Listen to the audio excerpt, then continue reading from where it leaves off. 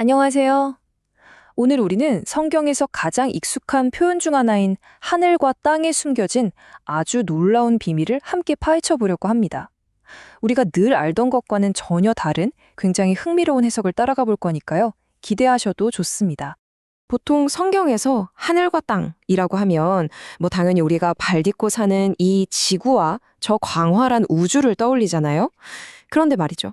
만약 이 표현이 그런 물리적인 공간이 아니라 완전히 다른 무언가를 가리키는 일종의 코드, 암호 같은 거라면 어떨까요?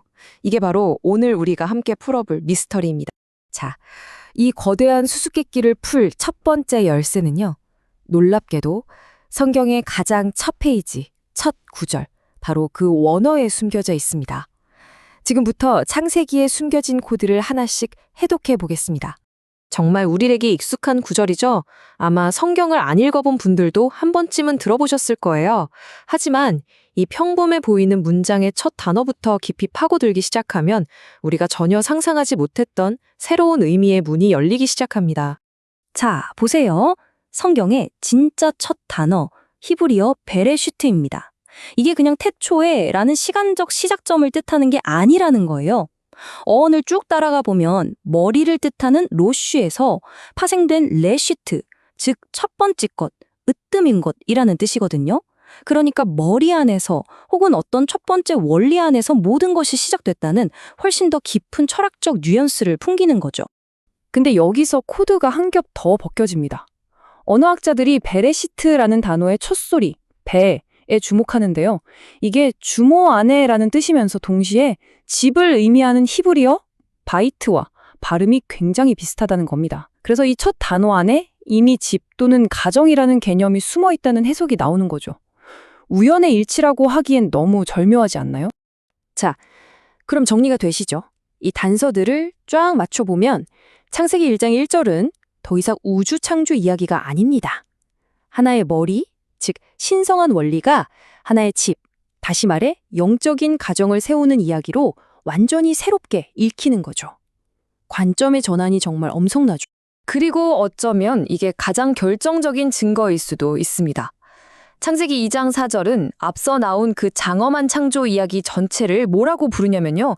톨레도트라고 불러요. 이게 무슨 뜻이냐면 계보, 족보라는 뜻입니다.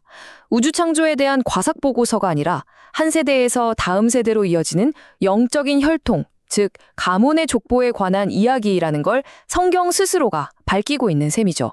자, 그럼 이 하늘과 땅의 족보라는 개념이 도대체 어디로 이어지는지 한번 계속 따라가 보죠. 이 개념은 창세기에서 끝나지 않고 성경 전체를 관통하는 아주 중요한 흐름을 만들어냅니다. 구약의 이사야서를 보면 새 하늘과 새 땅이라는 예언이 등장합니다. 이전 것은 기억도 안 날 거라고 하죠. 그렇다면 이 대체라는 게 과연 뭘까요? 진짜 우리가 사는 이 행성을 통째로 없애고 새로 만든다는 그런 뜻일까요? 이 해석에 따르면 전혀 그런 얘기가 아닙니다. 이건 물리적인 지구를 교체하는 이야기가 아니에요. 오히려 창세기에서 시작된 첫 번째 영적 시스템, 즉 처음 하늘과 땅이 있었고 이제 새로운 언약, 즉 새 하늘과 새 땅으로 전환된다는 의미입니다. 그러니까 두 개의 영적인 시스템, 두 개의 언약 사이의 이동을 말하는 거죠. 그리고 이 새로운 영적 현실이 뭐냐면요. 바로 요한계시록에 나오는 새 예루살렘이라는 상징으로 구체화됩니다. 이건 거룩한 도시이자 그리스도를 위해 단장한 신부, 즉 교회를 비유하는 표현이거든요. 창세기에서 봤던 그 집, 가정이라는 개념이 바로 여기서 하나의 완성된 공동체로 딱 그림이 맞춰지는 걸 볼 수 있죠. 이제 이 성경의 상징적인 문법이 얼마나 일관된 은유, 즉 메타포를 사용하는지 살펴보겠습니다. 그 중에서도 가장 중요하고 또 흥미로운 게 바로 빛에 대한 은유입니다.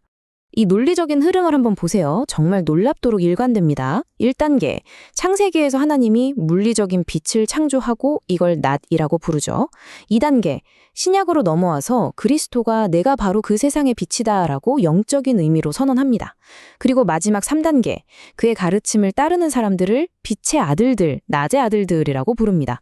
이 빛이라는 은유가 성경 전체를 꿰뚫고 있는 거 보이시죠? 결국 이 빛이라는 은유가 우리에게 말하는 건 이거예요. 우리 각자의 인생이 마치 단 하루의 낮과 같다는 거죠. 그리고 그 하루가 가치 있느냐 없느냐는 우리가 과연 그 영적인 빛과 하나가 되어 살아가느냐 아니면 어둠 속에 머무르냐에 따라 정의된다는 겁니다. 자, 이제 아마 가장 극적이고 논쟁적인 부분으로 넘어가 볼 텐데요. 바로 하늘과 땅이 불에 타 파괴된다는 그런 종말론적인 구절들 말입니다.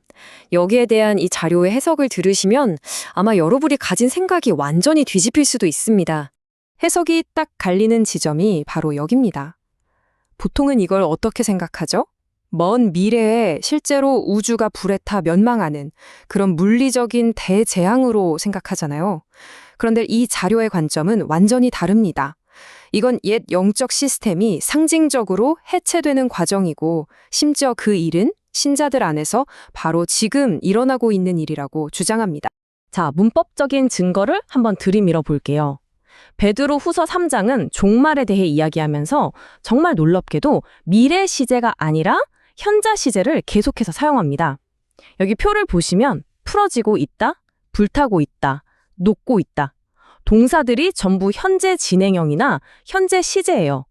이건 이 종말이 아직 오지 않은 미래의 사건이 아니라 바로 지금 우리 눈앞에서 벌어지고 있는 영적인 사건이라는 주장을 아주 강력하게 뒷받침하는 거죠.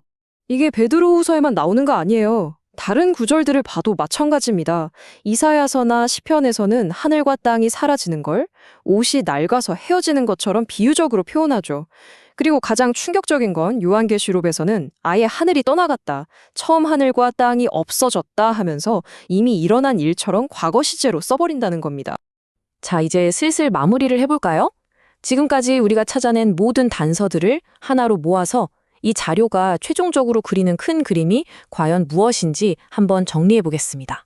이 분석의 핵심 주장은 아주 명확합니다.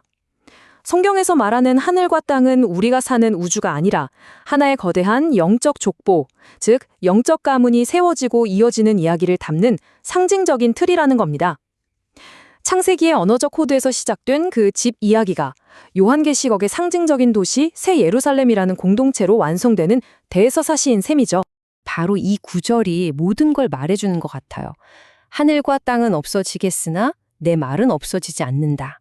즉, 낡은 옷처럼 헤어지고 사라지는 상징적인 체계인 하늘과 땅과 그 안에 담긴 영원한 핵심 메시지, 즉 말씀을 정말 아름답게 대비시켜주고 있잖아요. 자, 오늘 분석을 마무리하면서 이 질문을 여러분께 한번 던져보고 싶습니다. 만약 하늘과 땅이라는 이 기본 중의 기본 표현조차 이토록 거대한 영적 서사를 위한 암호였다면 우리가 아직도 그저 문자 그대로만 읽고 지나쳤던 성경의 다른 부분들에는 또 어떤 놀라운 비밀들이 해독되기를 기다리고 있을까요? 아마 앞으로 성경을 읽을 때마다 이전과는 전혀 다른 눈으로 보게 될 줄도 모르겠습니다.